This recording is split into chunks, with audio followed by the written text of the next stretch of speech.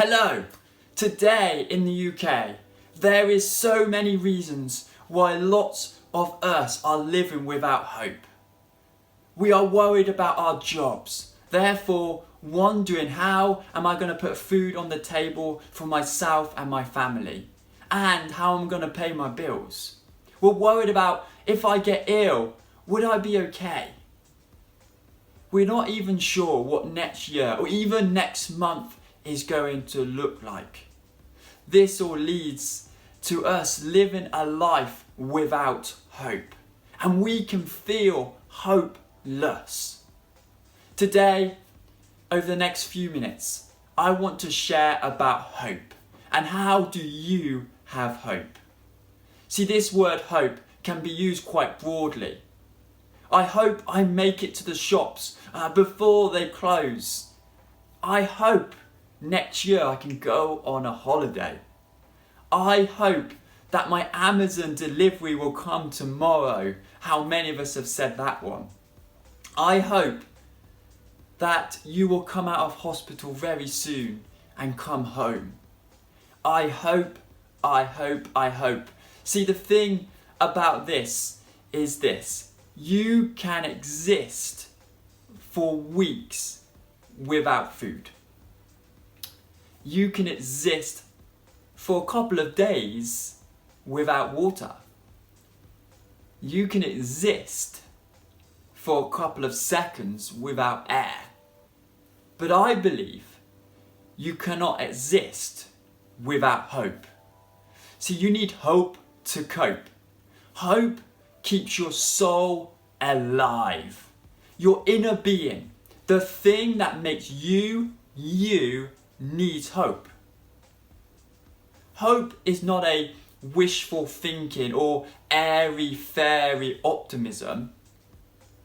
See, optimism is a personal trust in yourself. Hope is a personal trust in God. Optimism is what you think you can do. Hope is what you think God can do. Optimism is often the denial of reality. It's positive thinking, not permanent trust. Whereas hope is reality. Hope says, my situation is bad. It's really bad. But I believe God can bring me through this. I believe that God can take me through this situation I am in. See, I like to think of hope as this. A confident expectation in God. Let me illustrate it this way. I have a strong certainty that Becky, by the way, who's my amazing and beautiful wife, and I will stay married for the rest of our lives until we die. And this is not based on mathematical laws or merely logic or even actually feelings.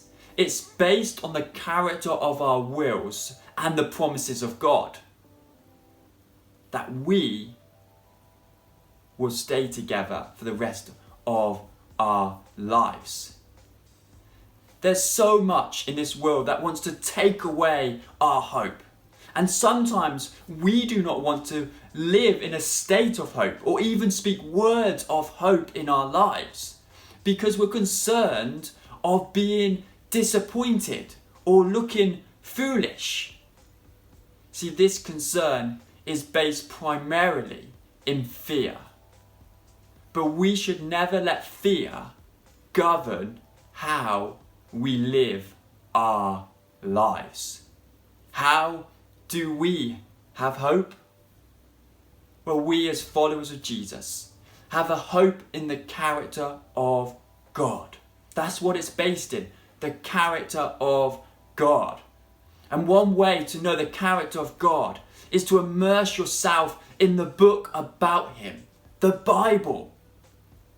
And when we look in the Bible, we find that we hope in a God of love, in a God who is powerful, in a God who is sovereign, who reigns over the whole world. Biblical hope not only desires something good for the future, it expects it to happen. biblical hope will give you a different perspective. It will allow you to live anticipating a future that is better than the present. Maybe the best words you could say to yourself this week is this: hope in God. Hope in God.